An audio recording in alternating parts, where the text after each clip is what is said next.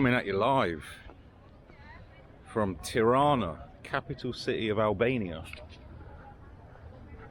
That's right, I finally made it here. Been wanting to come for years.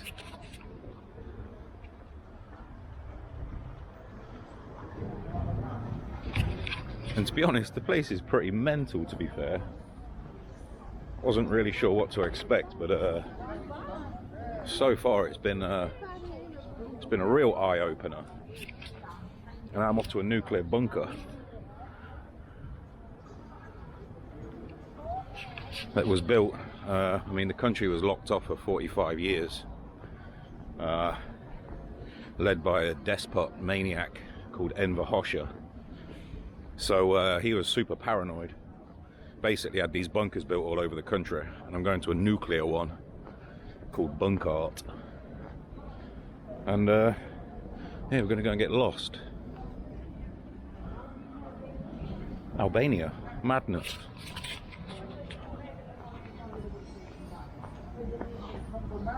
Some interesting graph, queer rights crossed out, bit of Nazi stuff. See, there's shitloads of construction going on.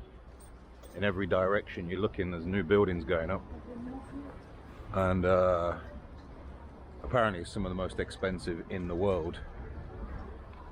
And a lot of it is probably to do with money laundering.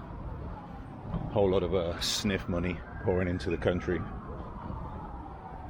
So yeah, that explains that. As you can see, there's construction everywhere. Enver Hoxha, the absolute lunatic, basically locked the country off. There's Skanderbeg Square over there. We'll go and check that out in a bit. But Enver Hoxha locked the country off, and they weren't even really allied with the Soviets. He had his own sort of brutal form of communism, and he kept his people basically segregated from the rest of the world for 45 odd years. So he was extremely paranoid. It's pretty interesting how you got clock towers, you got mosques, you got these new high rises going up, you got the main square. So yeah, it's a pretty interesting spot so far. I arrived yesterday to protests. There was a protest yesterday about fuel prices, and it was also like the beginning of spring or summer festival. So the city yesterday was absolutely mental.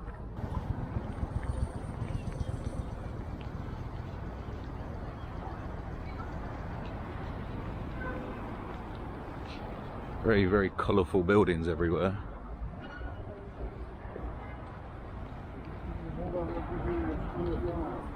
Apparently the mayor a few years back, who's now the actual Prime Minister, he bought loads of paint and got everyone to paint the place up a bit.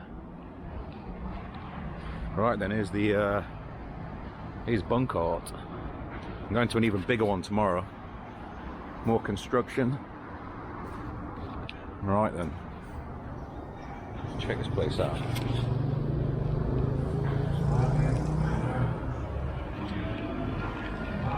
So I'm guessing these are some of the thousands of people that disappeared.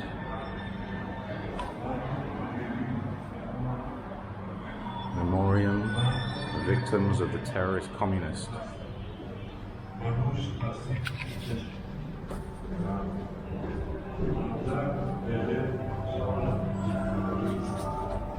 How much is one ticket, please? Okay.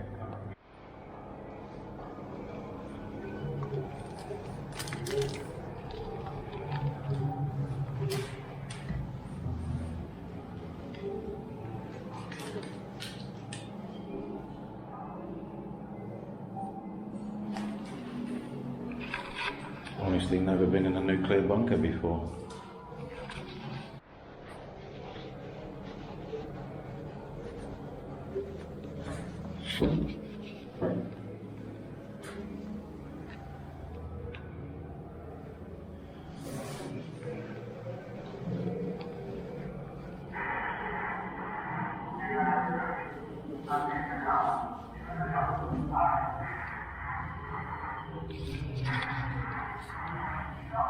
Pretty eerie place, especially with these sound effects, making you feel paranoid.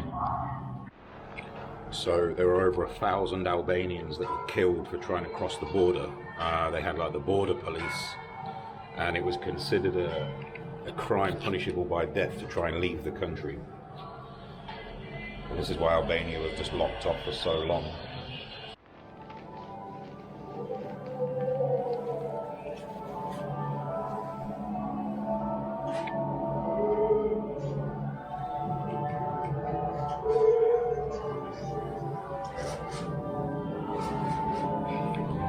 I think that sound effect is supposed to be a dog barking. So yeah, 1,000 people killed trying to escape, trying to run through the border and leave the country. And this is what it would have looked like. Anyone trying to leave, get chased down by these dogs. So I always wondered like why so many Albanians didn't just leave the country if it was that bad. They had hundreds of these dogs trained up, and the border guard were told to basically shoot if anyone tried to leave the country. That's what these guys are doing here, looking for someone trying to leave. So you risk death for your entire family, basically.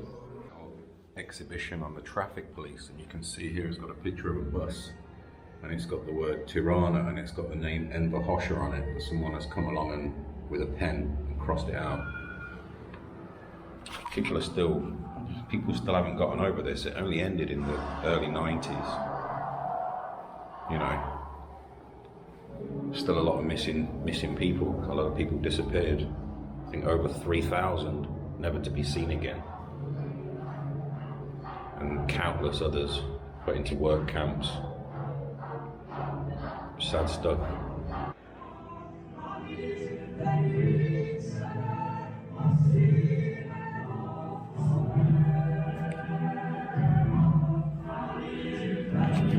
5,500 people on the official list.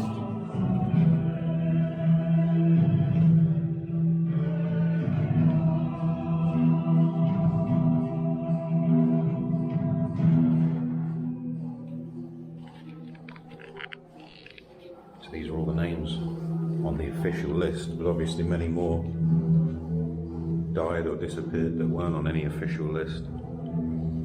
Pictures of people here, obviously in show trials, before they were taken away and executed. So this table actually contains books somewhere.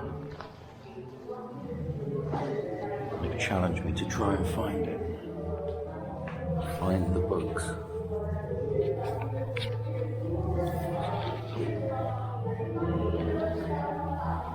It's pretty crazy. I can't see any books.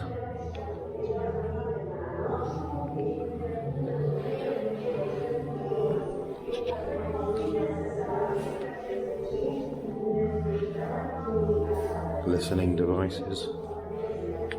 Madness. So people were recruited by the Sigurimi, the secret police, the state police, and they would snitch on their own personal rivals just to get them executed or put into an internment camp.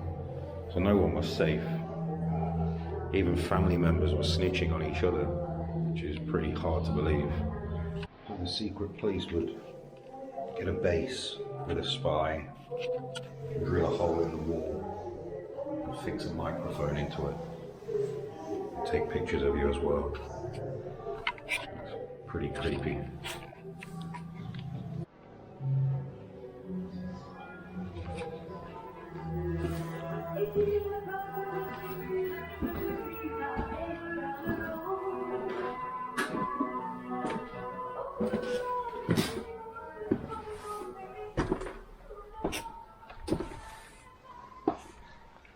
So this bunker is where the Minister of the Interior would have basically escaped. Minister of Internal Affairs. Apparently it's only been used 3 times since the bunker was completed.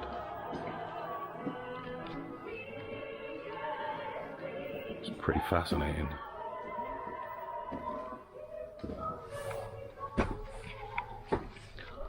You'd be pretty safe from a nuclear attack all the way down here.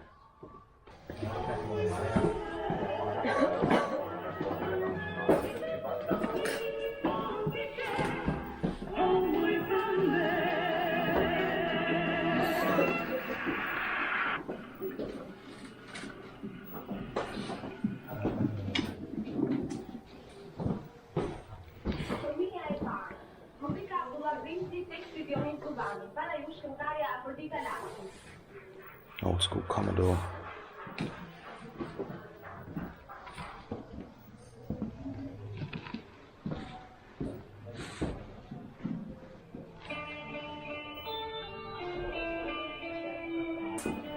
So this is where the ministers would have run to. The last time they used it was when they thought that Serbia might attack during the Kosovo crisis. Pure propaganda.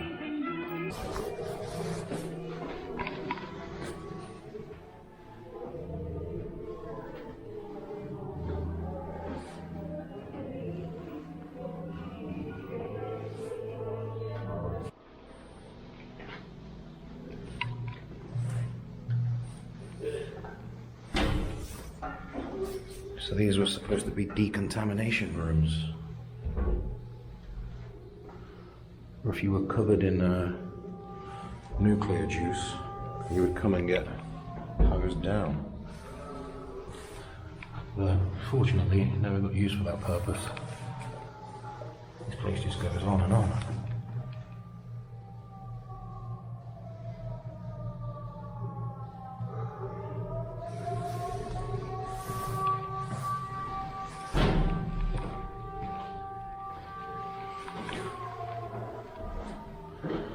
Okay, that's the end. What a trippy place.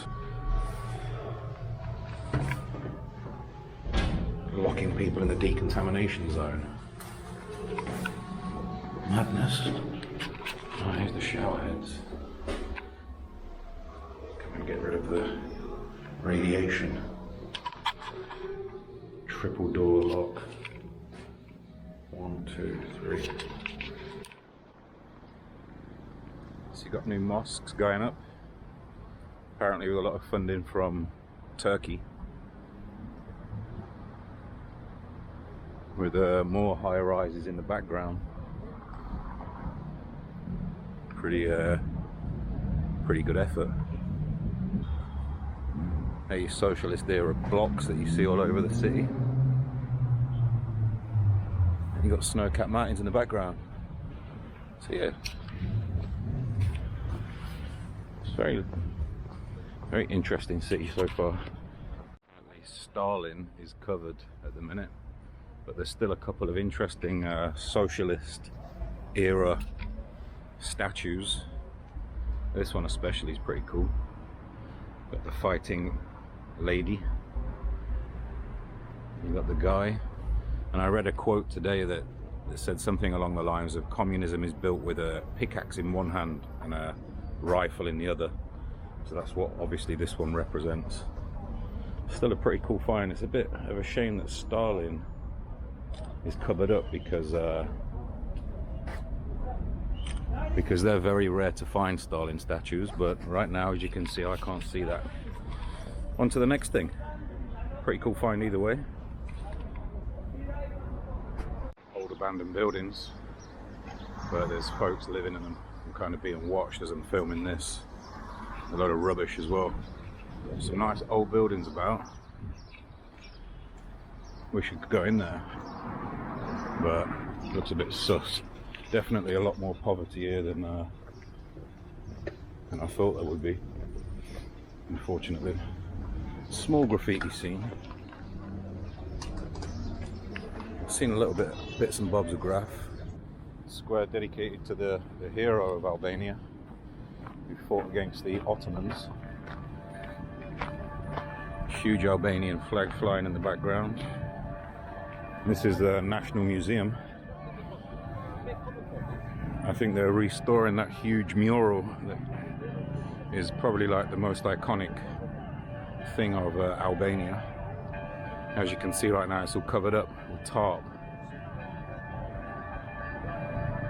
So yeah, this is the main square in Albania, in the whole country. Beautiful mountains in the background.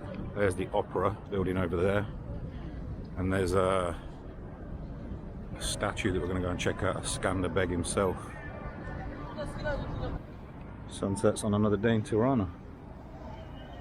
I don't know if you can see, but there's a protest going on down there. Apparently there's been a lot of protests over the last few days because of rising fuel prices crippling the country.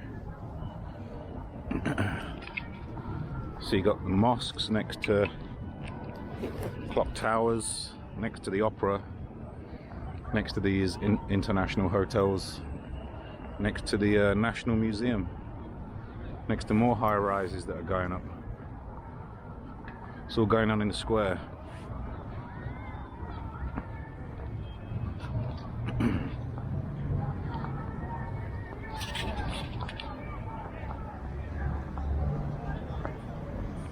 And there's Skanderbeg himself,